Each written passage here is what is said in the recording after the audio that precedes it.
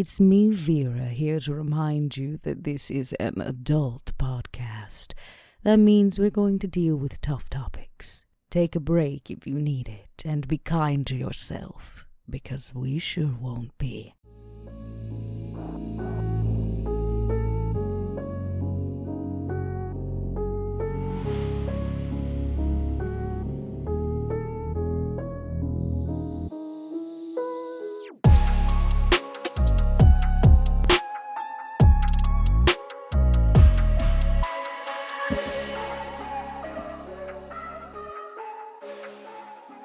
Hello everybody and welcome back to Crack Crown, a Vampire the Masquerade 5th edition podcast. As always, I am your storyteller, Mike Martin, and joined once again by a duo that we saw last week, Dot and Bub. What's up, guys? Hello. Hello. Another duo episode to kind of close out what deals were struck last week. A very honest conversation between Vera and Duke. And I think the first time we saw Vera handshake with her actual hand. Yeah. No gloves, no cloth, nothing in between, to show how serious she was about the business proposal that she brought up to Duke on the previous episode. And things for Gary are looking chaotic right now with the plans that Vera has in mind and how they end up panning out. We'll just have to see. I'm very excited to see what the results of that are. Me and Josh have talked a little bit about what the community game will have to make some rolls for during whatever's about to happen. No guarantee everybody's going to live through it. We'll see. But if you are curious about that, you can check out the community game stuff over on our Discord, which is totally free to join. And while it's required to be on our Patreon of a specific tier to participate, you can go read and look at all of the community RP stuff anyway, like for free. You may not be able to post, but you'll be able to read it all and see what everybody's up to. And maybe, just maybe, you'll be able to piece together what exactly is happening in the background as the players of the community game are also trying to piece together exactly what is happening in the background and if they're going to be able to survive. It's a lot of fun. I enjoy it. We'll even see if the coterie survives. That's what the whole this episode's for, to continue pushing that plan forward. One last thing before we completely jump into the game. If you guys want to support us, just head over to patreon.com/podbynight, where you can directly support us for a myriad of tiers that gets you all kind of bonuses, like the audio after shows, video after shows, access to our community game, and a bunch of other stuff. And it really is the lifeblood of keeping Pod by Night chugging along, making new content. And as new games come out like Werewolf, we'll be able to check those out thanks to you guys. Okay, I'm ready to just jump in. I'm eager. Let's see how this begins. So without further ado, let's set the scene, rein things in, and see what our coterie is up to. As we fade in from a typical dark screen, the first thing we see is text that simply says, closer to the end of the night.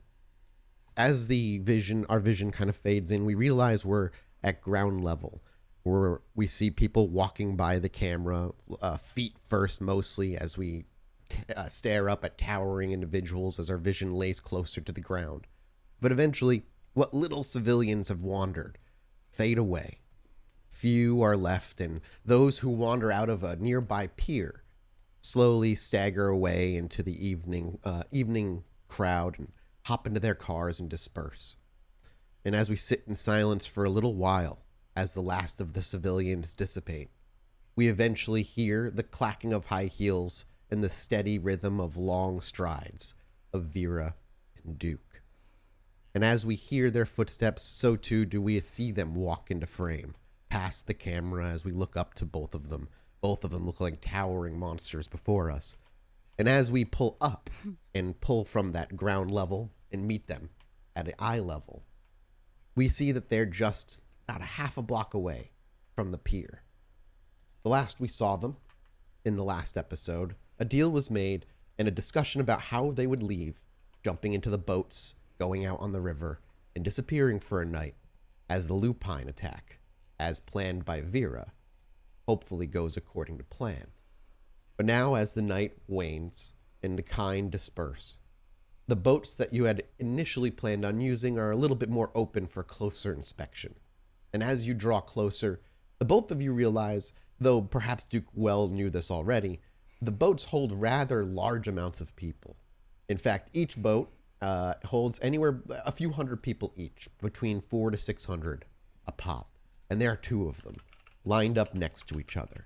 And while most of the kind are gone, about further out near the boats, you see the figures of a couple of silhouetted people, likely security, and a few others chatting and having general conversation.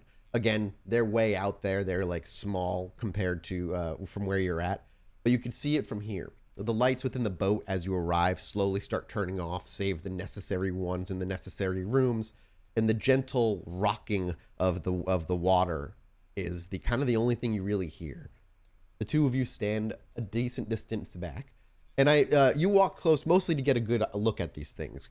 The question, I guess, like maybe this is the conversation the two of you are having at the moment. Which kind, or which kindred rather, are on your list? And perhaps this is something that as you're walking towards the boat, the two of you begin to discuss. Because you can't bring every kindred from the city onto these boats. Even if they could fit them, it'd be too many kindred. You're asking for trouble. There'd be fights and potential opportunists trying to take their best shot. You have to be very picky about who you want to offer invites to. So yeah, I pose that question, and perhaps that's what kicks off conversation. It is a rather large boat for only just our coterie. And Garrett, of course. We could invite a few people. Provide safe haven under the warm wings of the Drac Pack. It's fair. Fair assessment. We might invite, though. Don't know any other kindred in Gary, not really. Except for those few anarchs we found squatting in the basement. I'm certain Robert would like to see them, at least at some point of survival. Okay, we'll give a couple additional invitations, I guess, to Robert. He probably knows them better than we do. I'd like to potentially see that figure in the basement. If the lupine are going to make an attack, that will most certainly draw them. Well, the whole point was to hide out on the boat and not be seen. If we drag the visionary along, do you think it'll, well, put a target on our backs? Based on what I've gathered, what information I know about the lupine, they seem to be drawn to our stench. We have this lingering odor about us, and I think it'll be different on the water. Things will be, how do you say, more palpable. Our situation might be different. I don't foresee them taking a midnight swim, trying to remove us. Never underestimate a lupine, but I have to agree. So, we save the visionary, leave Maxwell up for grabs. Do we bring anybody else? I imagine there might be a few kine that would be worth bringing aboard as well. Well, John, of course. You know, we could make it a bigger deal than just inviting a couple kindred along for late night gambling while the lupine tear the city apart. We talked about making a kind donation to the mayoral fundraiser. What if our donation was not just money, but a location, one in which all the cream of the crop of Gary, Indiana can come, be on a boat, and we can assure that the lupine don't rip them to bits. I suppose that would warrant a welcome invitation. Then we'd have more of a reason to be there, and we could invite the whole coterie, even though I worry a little about Sean. I don't worry about Sean as much anymore. Oh, I more worry about his capabilities of mingling in a quote-unquote polite crowd. He's shown skill at adapting. He's had to work with and alongside and under us for so long. I've found that he's grown quite deft. He has surprised me, that's for sure. And if all goes well with our plan for Gary, Indiana, he will have a lot of places to run drugs. My concern at the moment is who's the proprietor of our current boats. Well, I guess we could go look up some paperwork the old-fashioned way, or I could go flirt with that gentleman over there, and I bet he would tell me. As you gesture over, there's a security guard whose shirt's completely untucked, and he's leaning up against he sat on a stool right nearby where the lifting gate is, and you see him just fiddling on his phone, and in another hand is a cigarette that's about to burn down to his knuckle that he has no idea is that close, as he's very focused on whatever he's doing on his phone. Do you head over that way? Should I try the lackey? Yeah, as I said, you let the question linger and see what Duke said. Do we see Kine walking from the boat at this point? It's hard to know. Oh, Kine. No. The only Kine you see around at this point, or people you see around, beyond the security guard that Vera gestured to, there's like 2 or 3 stragglers out by the pier themselves, much closer to the boat, that have been chatting away since you've arrived. Okay. I encourage her to do so, and I would like to kind of watch. Okay. Vera, she says, okay, well, you're going to have to hold my hat. And she takes her hat off, kind of pulling the big kind of hat pin out of it and lets her hair down a little bit. And she puts her glove back on and waltzes over to this distracted security guard. And I would like to imagine, I know you didn't, but I like to imagine you put the hat on Duke's head. Yes, hold so this, fancy. Duke. And I'll turn around and kind of stroll my way over like I'm supposed to be there. And I'll lean upon the docks, just so. As you stroll over and lean against the docks, he hasn't lifted his eyes from his phone for a minute. He actually... We're closed. Excuse me. And he goes back to doing whatever he was doing. You... Very... Vera, after he spits the loogie, I think Vera has to take a moment. And has to take a deep breath. It's like, you can do this. You're gonna have to do worse. She goes, excuse me, you... Ma'am. And then he finally looks up. I don't know how many times I have to say it. We're closed. I was actually wondering if you couldn't answer a question for me. You seem like a very smart and informative gentleman. Do I look like general information lady? I'm a fucking security guard. Well, I have a little interest, Mr. Security Guard. Is that your official name? Are you using like R? I have not turned on R yet. I think Vera's just leaning into natural. I mean, he clearly looks you up and down in like the most sloppy individual type of way. I'll do what I can, lady. What do you need? Oh, you're just so helpful. I was wondering who owns this beautiful boat.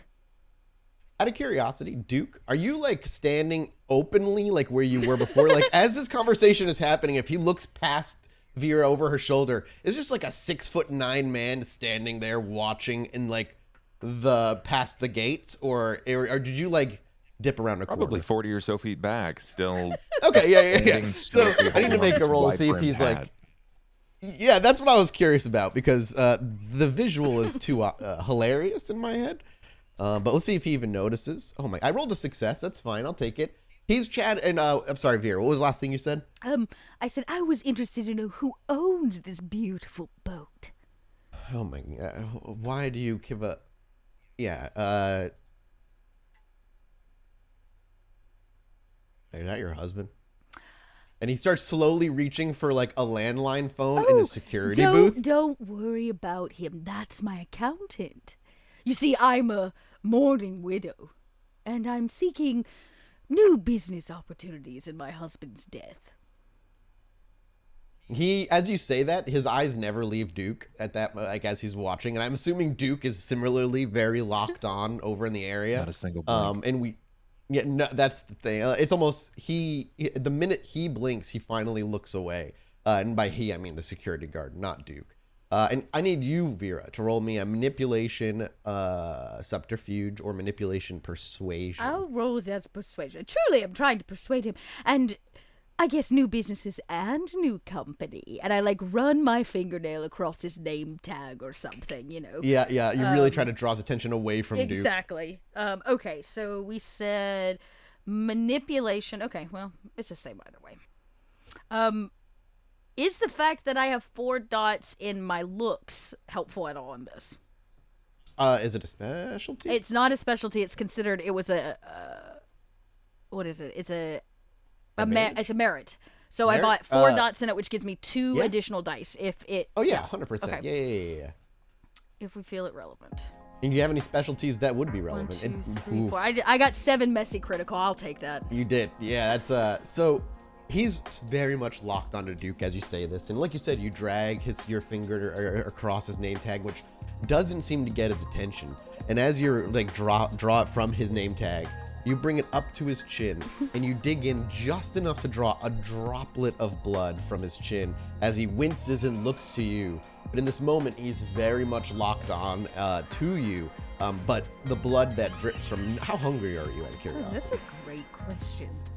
Both of you, actually. I'm assuming Duke is fine. He's very good at maintaining his hunger. Yeah, she's only at a hunger too. Oh, you're fine too then. And as that little drop of blood drips down in your glove, for just the littlest bit, he winces in pain, but he's looking at you, and he just goes, it's a woman named Evelyn Stevens. Miss Stevens, I imagine a helpful man like you wouldn't have a business card a girl could. Can I get a wits awareness from you, Vera? And only Vera. Sure. This is not my strength.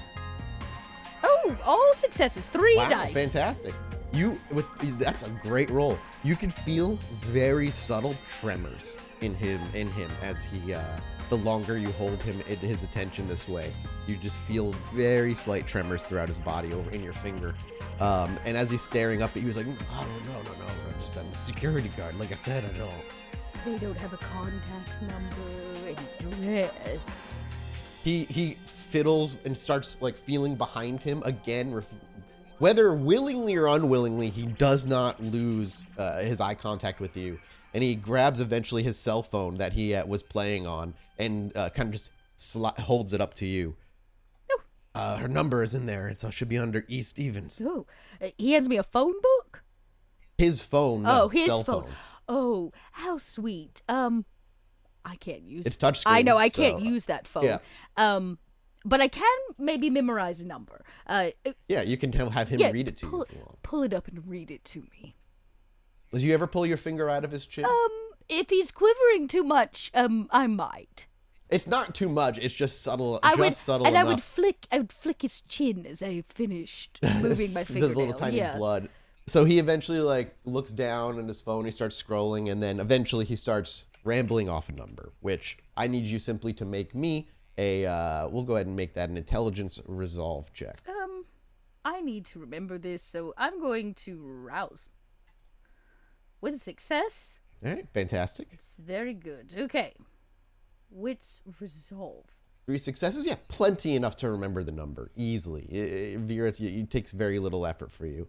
After he's done rambling off the number, he kind of just places the cell phone in his lap. Do you pull your finger out at that point? Yes, or do you ask him anything I else? finished drawing it and kind of snap it off the edge of his chin. And I was like, you were just so helpful. Thank you so very much. I guess I'm going to have to make a call and put in a 5-star review.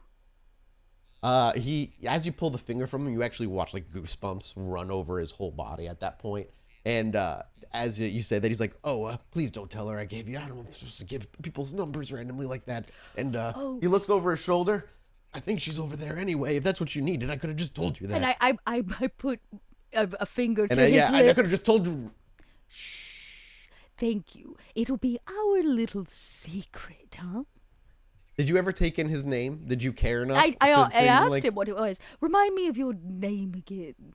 Adrian. Adrian. What a delightful name. Well, Adrian, I do hope to see you again soon. Yeah, you too. And he never asks for your name because he's way too nervous. I would give it to him anyways. Yeah, exactly. And Vera turns around. This all took maybe 30 seconds. and strides back over to Duke. And Duke, you watch that whole entire fucking thing take place, and you creep the whole time. You're just out of focus. Anytime we heard Vera speak, we can just see a figure out of focus just behind her. And I'll just walk over with the look of success upon my face. Say, well, Duke, I have good news. I got a phone number. Bad news. The boat is owned... Actually, before I say that, do I know that that's a Kindred name? Yeah, this has come up. She's come up before. Once before, and I think it was Max who told you about her. Well, I have bad news, which is the boat is owned by another Kindred locally. It's going to make it a smidge more difficult, I'm afraid, considering the fact that she's the standing leader of the Anarchs in town. Oh, and she's right over there. As you gesture over, you just see those three figures chatting away. And yeah, there's two females and a male. You're not sure which one is supposed to be her. Well, we should make their acquaintance. Yes, I guess we have come all this way, but I will need my hat back. Of course. And do be kind to the little security guy. He seemed a bit nervous with you lurking. Most kind are. Maybe he recognized me. Maybe. As with that lighthearted, maybe, you begin your walk by, and the security guard watches you. Vera, you turn and make eye contact, and he doesn't say a word. He doesn't even attempt to stop you. You stroll underneath the small gate and begin making your way towards the last bit of the docks, where the conversation the three of them are having, it's starting to come into focus, and you walk in toward them all laughing about something, just enjoying it. But it becomes obvious that the two of you are approaching, and all three of them at some point look over. The conversation begins to lull, and one of the three immediately breaks away to meet you halfway before you get all the way there. A young-looking woman with almond skin, long, dark hair. But the most striking thing of all when you look to her is her deep, dark, gray eyes. She has that, like, almost bluish how dark they are. She's wearing just kind of these regular jean shorts and a tank top, and she's wearing a big smile on her face as she sways her way over, and she looks like you might put her in her 20s physically. And as she, with that big smile, she strides over. She's like, hey, I don't know if he told you not to be rude or nothing, but we're closed for the evening. But if you wanted to chat, maybe reach out and we can maybe set something up if you're looking to rent the boat. And she kind of just tries to be polite and quietly and politely turn you away. Tell us to fuck off. but essentially in the, like, it's really late, what are you doing here kind of thing. But yeah. Well, Vera will look to Duke. He tends to have more cordial words than Vera does. Miss Stevens, I presume. Okay, yeah, you got that right. And you are looking to Duke. Hello, I'm Mr. Premond. You can call me Duke. And he extends his hand. And she reaches out hers, and as you clasp each other's hands, unless you roused the blood, there's probably a moment of understanding in that moment. And her friendly grin doesn't dissipate, but the flavor of it changes ever so slightly as she shakes her hand. And then she looks to you, Vera, and she goes, all right, if I'm a betting woman, you must be Vera. Ugh. You must win a lot of money with that betting in these boats. Because you are right. Oh, you know. The odds are always on the house's side. Well, it is your house, so I should introduce myself. Yes, I am Vera Volkov. She extends her hand to shake yours. I have a no-touch policy, but I appreciate it.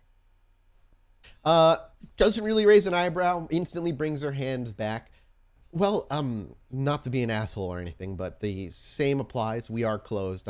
If you want to talk more personal business, we could set up a private meeting in the next couple of nights. If you're looking to maybe host something on one of these things, you wouldn't be the only of our particular kind to do so. Of course, if that's so what you desire. I suppose that we could arrange a time that is a bit more admissible, something that can coordinate. I wouldn't want you to miss an opportunity, though. Something that might seem this rare. It may even save your life. Miss Stevens. I guess you could say time is always of the essence. She gives her smile has kind of now melted into a half-hearted grin. I don't like playing the whole guess what I'm saying game if you're trying to give me a threat or a hint. So Oh, no, by no nothing means. It's threatening. a courtesy. I just don't want to speak too much of it in front of ears that don't need to know our business. she nods a bit. Listen, I know you're here on behalf of a particular group of people not a lot of us agree with. Look, I'm going to wrap up my evening here, but if you want to walk and talk, I'd be happy to chat on our way to where I need to go, and then maybe we could set up something more proper. I'd be happy to, if that's not an issue with you, Vera. I have nothing but time.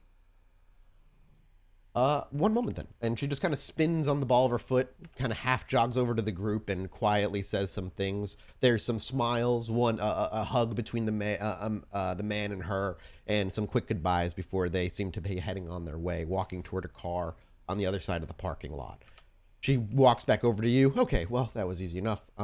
Walk with me and tell me why I need to be concerned for my life. And if you're gonna, dust me tonight, just be aware that that's going to bring some blowback. It's nothing so dramatic. Well, it is dramatic, but not in that way. Good. Super great to hear. All right, let's go. And she walks away from the pier, says goodbye to Adrian, the security guard who is watching and wordlessly, like, kind of just staring at you all. And eventually you stroll away from where any people are and start just kind of meandering at the back alley, or not the back alley areas, but the back roads of where the pier are. And she, after she's pretty comfortable where she's at, she just looks over to Duke. All right, so hit it me straight. What's going on, and why am I so blessed with the visit of you? You said you called yourself the Blackbird, Black something. If A moniker is everything, and it's the Black Raven. Black Raven. My apologies. Genuinely, I've only heard whispers and rumors of what you call on yourself. Well, I've been called worse. Let's just pace this then. Do this in such a way that can draw your attention. A blast. We are aware that there's going to be a lupine attack across Gary in the coming days. That is that's some dangerous words you're using there. Then we have what your makes you attention. think lupine are attacking? Well, we have information. Listen. We know that there is a mover of firearms, and I've tracked the finances particularly to a tide of lupine. And we know that they're here. Well, at least we know some of them are here.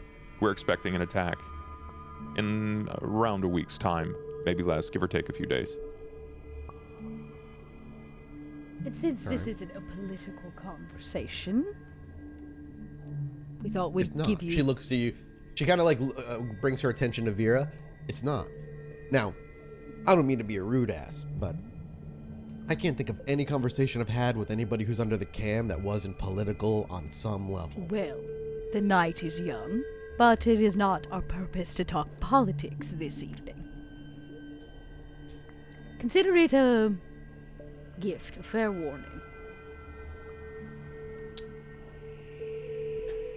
Then you're gonna have to accept my suspicions and ask why you're giving me a warning. Wouldn't it be better to leave me here? Maybe. It would be. It would be better.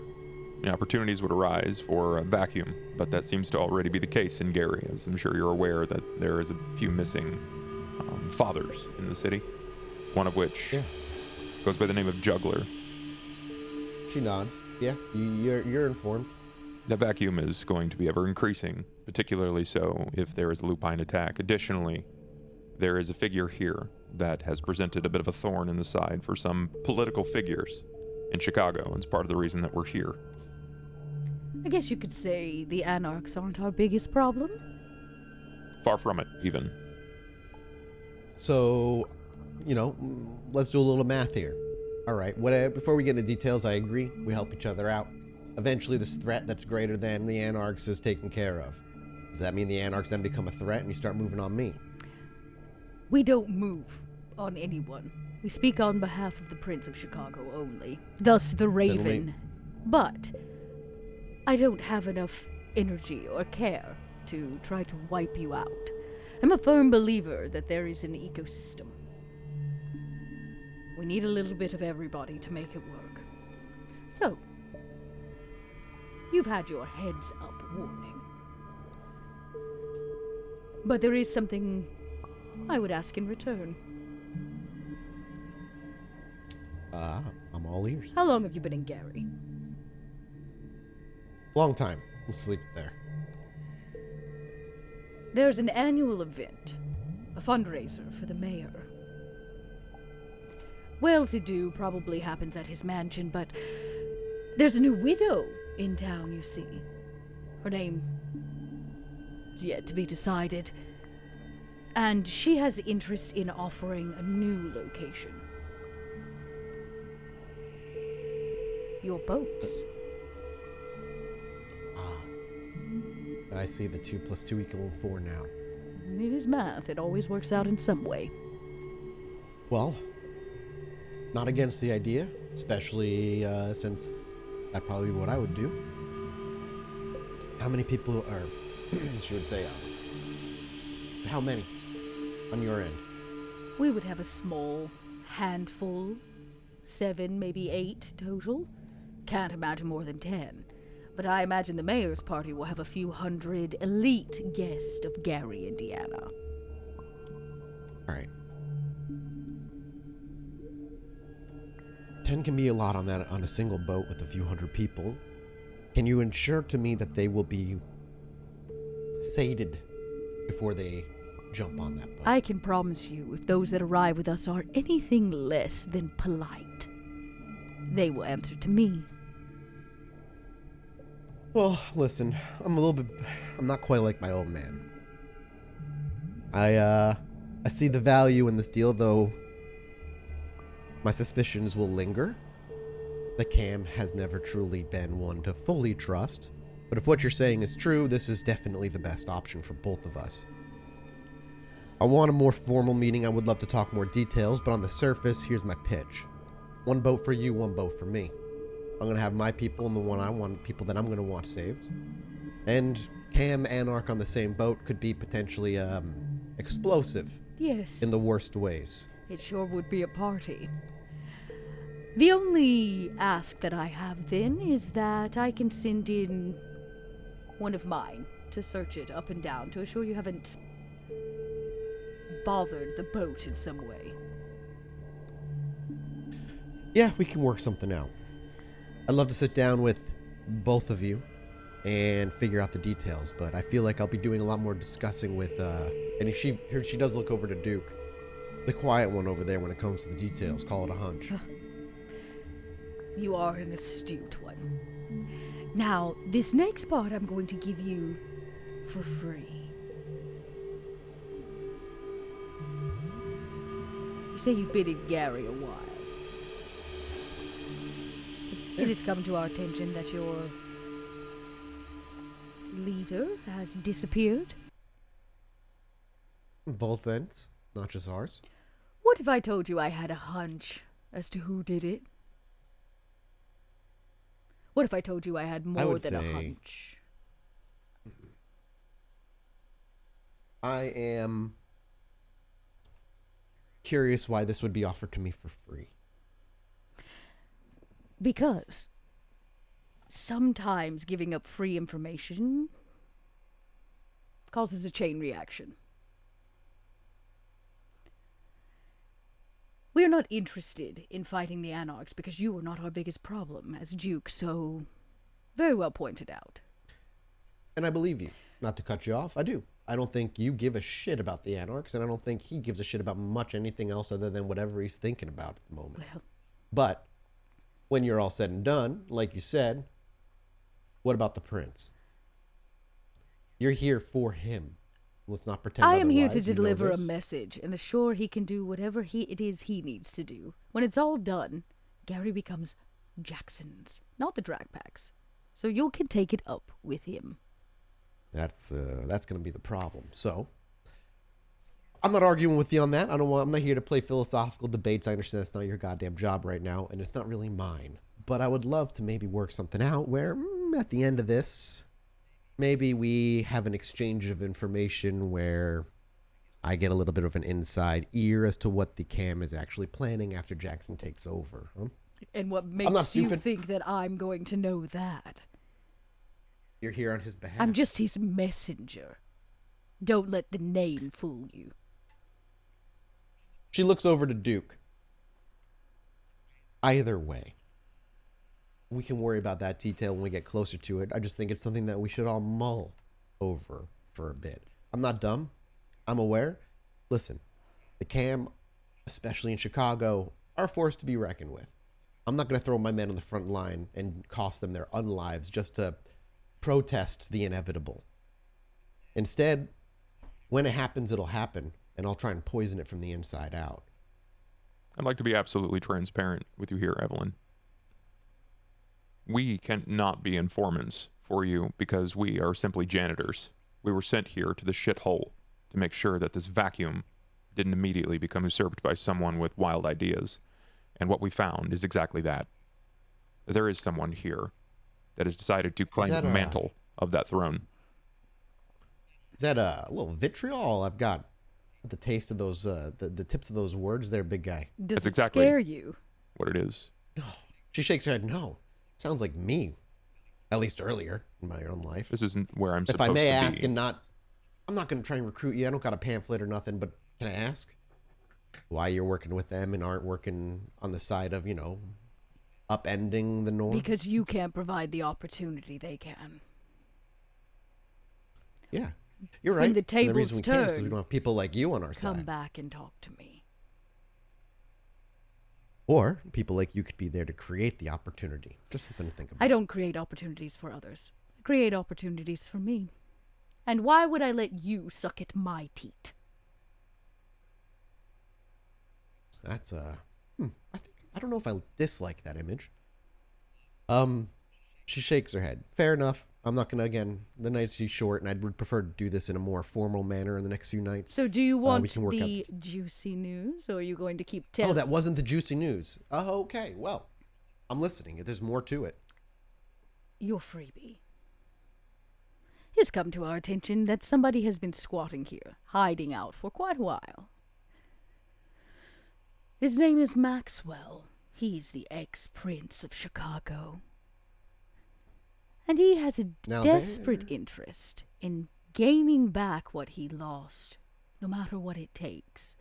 And it sure would be very, very beneficial for him to assure that the leader of the Anarchs disappears first.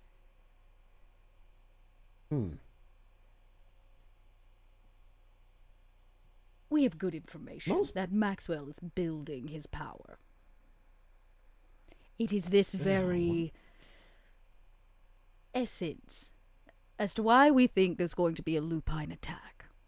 Maxwell has gotten himself into a dirty spot. Well, it was my impression that that guy was dead. If by dead you mean he's living his second life still, then yes. Whoever thought they got rid of him in Chicago failed. I appreciate the freebie. I'm going to guess it's just a stab in the dark. You're from the Rose Garden. I am the thorn on the rose, my friend. Of course. Which means I can only take your word so far. No offense. Is there anything I can do, or can you point me in any direction where I can verify these claims? What if I give you an address? It's more than I would have hoped for. Leave it to Vera Volkov to always give more than she takes. And I would be stupid to think that your motives are what you've told me and not something much more underneath, but I ain't gonna look a gift horse in the mouth. If our boat deal goes well, I'm happy to talk with you about the Anarch's needs in this city. I like that. You're not the only kindred we're wheeling and dealing with to Jackson. I promise nothing. But Smart girl. I can at least promise you I will talk to him. If the Anarchs want to keep a piece of Gary, Indiana when all is said and done, maybe we can make that happen. The ecosystem, right? Something like that. And since my presence seems to be not as favorable as Duke's to you, I'll have Duke deliver the address, since I imagine you can trust a blue blood more than you can trust a Toreador. She raises an eyebrow. Now, I wouldn't have guessed fucking blue blood for him. But, interesting. No, it's not about that so much. It's just the Toreador are just so unnecessarily flowery. Well, I just prefer to get down to the point. have I not done that this evening? You have. Listen, if I was telling my earlier self today that I'd be walking away with 2 members of the Camarilla and one of them being the Black Raven that everybody's been whispering about, then I'd probably say I'm an idiot and I'm going to get myself killed, and yet here we are. So Ugh, death is so boring. I do want to, I'm still very curious as to your true goals, but we'll worry about that later. So, a proper meeting, ideally with Duke there, though you being there would be fine. I would love to meet these others that you plan on taking to the boat before you allow them on the boat. And of course, we can agree and arrange on some form of you getting on there to ensure that there's no C4 waiting for you to knock you out of the sky and sink you in the water. And I'm the one with the flowery language. She chuckles a bit. As he always is quiet. She looks over to Duke. I speak when is necessary. The only other clan I know to talk as much as the fucking Toreador are the Blue Bloods, so... Well, We let's just say I balance don't each other particularly represent most of my clan. I guess you could say the same for me. We're unique in that regard. Well, I've got some thinking to do. I got some people I can reach out to. Local law enforcement will probably be good. If you're right about this attack, the kind are in trouble too. You're gonna be able to do anything to ensure their safety in some way. We can Well, I rarely guess- assure our own safety. It's gonna cause a hell of a scene. That is precisely the point. Well, if we're running short on time, how about tomorrow night? But- Are you free to meet? I think that would be ideal. It sounds Where? Where is preferable to you? If it's my call. And she gives the name of some like local rundown restaurant burger joint that she goes to. The guy who runs it is just under our payroll, and we got a back room we could use. Nothing special, no fancy, no whining and dining that the two of you probably used to. Ugh. Privacy, security, and a place we could talk without worrying about who's listening. Perfect. Bring whoever you want, but the two of you need to be there at the very least. And I would love to meet some of the others that you plan on saving. Perfect. I guess we're coming for burgers tomorrow night. Sounds great. And she claps her hands I together. have a question. Why anarchy? You asked me why anarchy? Cam.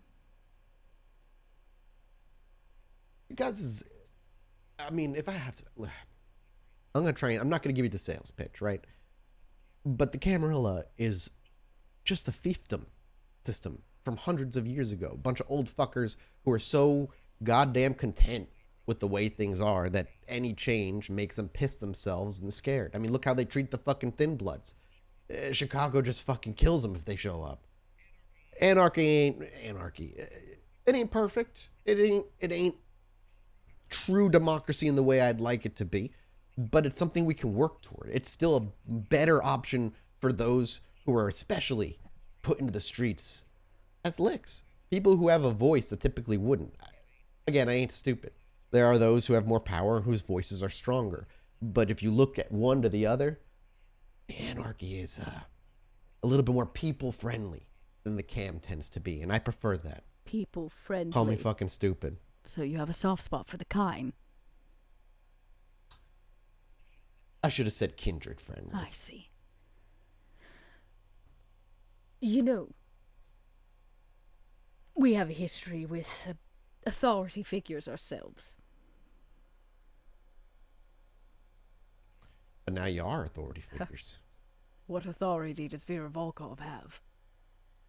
The authority of the prince to take Gary I for him. guess. A lot of good it's done me and us. But do you know what I think true anarchy looks like? True anarchy, by definition, that's the Sabbat. Maybe. Anarchy is the term Cam put on us, so we took it for our own. To see the system break, you cannot do it from the outside. You can only do it from within the walls. You know, I think I might agree with that at some point. But anybody who's ever tried has fucking failed so far. Well, you've never met the Drac Pack. Is that what you're calling yourselves? Really? That's what we are called. Really interesting Well, choice. you know. Little pizzazz never hurt anybody. I can't imagine that came from you. And she looks to Duke. No, it's not exactly my flavor, but it's fine. It's very disarming. They think we're cartoon characters. Well, tomorrow night, Sloppy Bob's back room. I'll meet you there. I love my Bob Sloppy. I never met a Bob who wasn't. There's a little, that uneasy chuckle a little bit before she begins to just kind of, not awkwardly, but almost without closing out the conversation, walk away. Leaving almost open, whether on purpose or not, you know, you're not sure. But it certainly feels like there's unfinished conversation to have.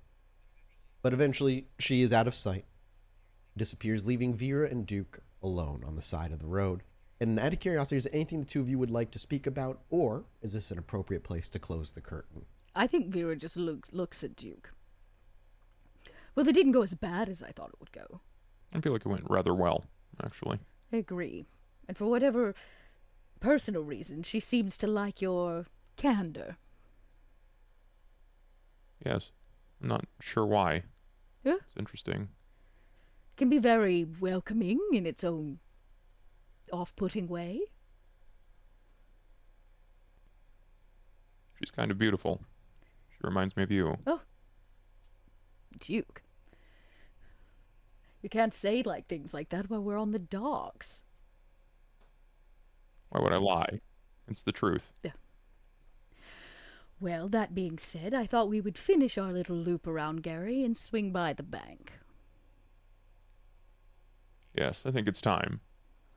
I want to take a look at, the vault.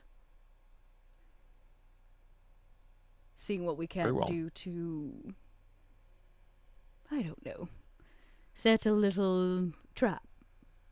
It's big and obvious. And I imagine the bank is not going to be hit just one time after we get it up and running. So I'd like to use the main vault as a false one. And I thought your mind might be the perfect one to tell us how best to do it. The puzzle. I like this. I thought you would. And as Vera says, I thought you would. And we see the two of them begin to walk away, perhaps either grabbing a cab for the bank or just walking their way there. It matters not, because we slowly fade to black. And we'll be back next time with more Cracked Crown. Goodbye, everybody.